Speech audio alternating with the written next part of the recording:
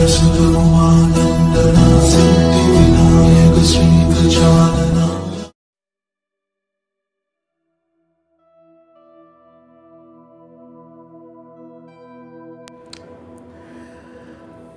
हिंद, जय भारत। दोस्तों, स्वागत है एक बार फिर से आप सबका आपके अपने चैनल स्काई स्पीक्स पर। दोस्तों, 14 सितंबर को देवगुरु बृहस्पति वापस अपनी नीच राशि मकर राशि में प्रवेश करने वाले हैं, जहां पर गुरु और शनि का परस्पर युति योग बनने वाला है। और साथ ही साथ 6 सितंबर को शुक्र अपनी स्वराशि तुला राशि में प्रवेश कर जाएंगे। मंगल भी 5 सितंबर को मंगल जो हैं कन्या राशि में प्रवेश करेंगे। तो जब भी कोई ग्रह अपनी राशि परिवर्तन करता है या वक्री अवस्था में आता है या नीच राशि में आता है, तो जाहिर सी बात है इसका हमारे जीवन पर, इसका हमारे प्रदेश पर, हमारे देश पर, विदेश पर कोई ना कोई अवश्य प्रभाव पड़ता है। बड़े लेवल पर खगोलीय घटनाएं घटित होती हैं। और जैसा कि आप भली भांति परिचित हैं, अभी हाल फिलहाल में अफगानिस्तान में क्या हुआ, कैसे वहाँ पे सत्ता परिवर्तन हुआ, कैसे तालिबान ने अपना कब्जा किया। और ये घटनाएं केवल और केवल ज्योतिष शास्त्र के माध्यम से ही पहचानी जा सकती हैं, जानी जा सकती हैं। इसी कड़ी में हम बात करेंगे सितंबर माह में होने वाली खगोलीय घटनाओं के बारे में और उनका देश विदेश पर क्या असर पड़ने वाला है। जगत लगन कुंडली में गोचर के अनुसार, जैसा कि मैंने बताया, दैत्य गुरु शुक्र 5 सितंबर को ही अपनी नीच राशि को छोड़कर अपनी स्वराशि तुला राशि और जगत लगन कुंडली से दशम भाव में प्रवेश करेंगे। यहाँ पर शुक्र जो हैं वक्री शनि से दृष्ट होंगे, शनि की दशम दृष्टि होगी।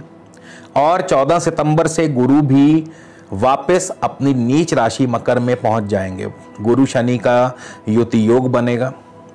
अब ऐसे में दक्षिण पश्चिम राज्यों जैसे कि गोवा, कर्नाटका, महाराष्ट्र और विदेशों में अमेरिका, ऑस्ट्रेलिया, भारत के उत्तरी राज्यों में, इन क्षेत्रों में विशेष घटनाएं घटित होंगी।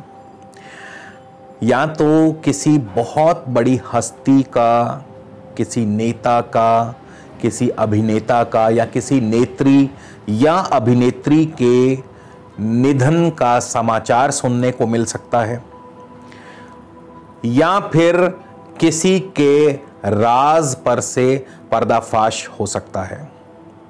यानी कि ये जो ग्रह गोचर संकेत दे रहा है, ये किसी बहुत बड़ी हस्ती के स्कैंडल सामने आने की उम्मीद बनती नजर आ रही है, ऐसी संभावना बनती नजर आ रही है।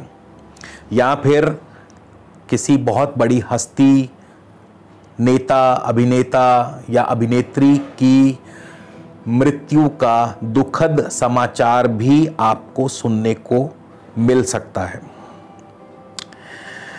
शुक्र 2 अक्टूबर तक तुला में रहेंगे और विशेष रूप से इस समय राहु जो हैं शुक्र की ही अन्य राशि वृषभ राशि में संचार कर रहे हैं।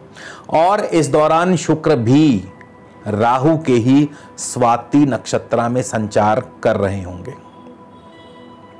नीच और वक्री गुरु मकर में आएंगे। दोस्तों, भारत की प्रभाव राशि भी मकर है और साथ में शनि है, वक्री हैं।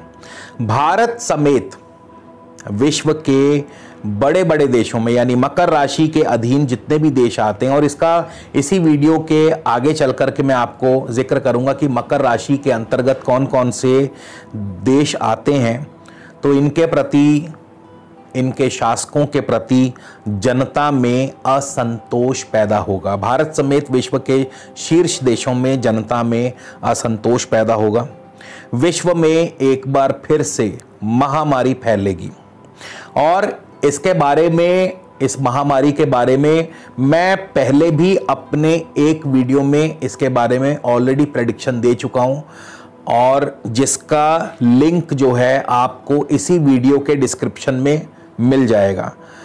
और जैसा कि आप जानते हैं कि इस समय पंजाब राज्य समेत उत्तर भारत के कई राज्यों में किसान आंदोलन भी चल रहा है, जो कि शासकों के प्रति जनता का आक्रोश ही है। जनता में जो असंतोष है वो इसी प्रकार से जनता अपनी व्यक्त करती है। तो ये जो किसान आंदोलन है ये भी उसी का नतीजा है।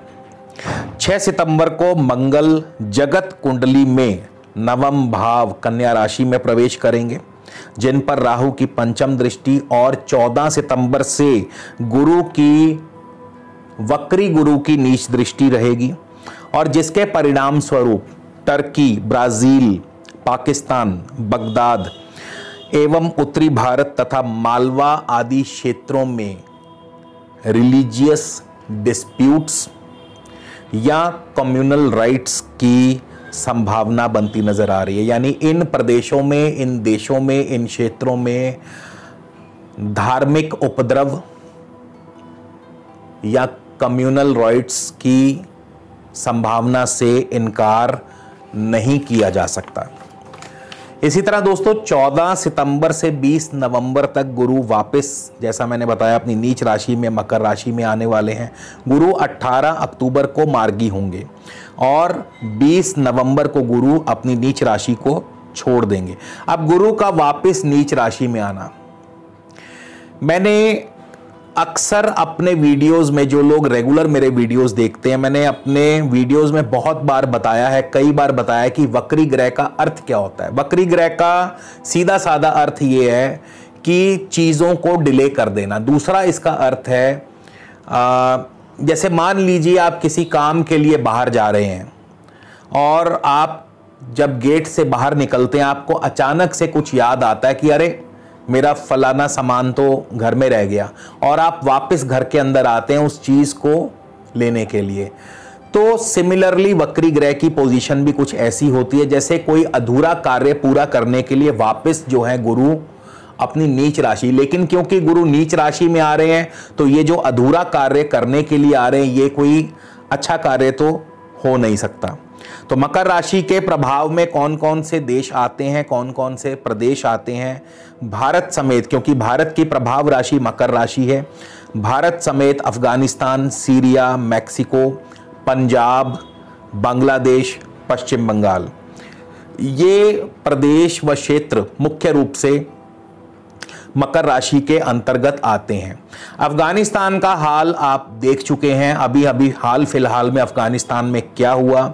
पंजाब में ऑलरेडी किसान आंदोलन चल रहा है, तो जाहिर है 14 सितंबर से 20 नवंबर का जो समय रहेगा ये बहुत ही क्रूशल टाइम रहेगा।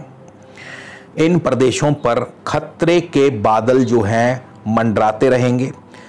और एक खास बात बता दूं कि राशि संघट चक्र में गुरु, शनि और मंगल में दृष्टि संबंध बना हुआ है, और जब भी वक्री गुरु, शनि और मंगल में दृष्टि संबंध बने तब कानून व्यवस्था बुरे तरीके से फेल होती है। प्राकृतिक आपदाएं, महामारी, युद्ध, खूनी संघर्ष एवं सत्ता परिवर्तन जैसी परिस्थितियां उत्पन्न होती हैं। तो ये सभी घटनाएं जो हैं, जो चल रही हैं या जो अभी आने वाली हैं, जो अभी 14 सितंबर के बाद से ऐसी घटनाएं दोबारा फिर हो सकती हैं, कोई बड़ी बात नहीं। विश्व के हालात जो हैं वो बिगड़ते नजर आ रहे हैं। तो इसी के साथ दोस्तों आप सबसे विदा लेता हूं। जय हिंद, जय भारत।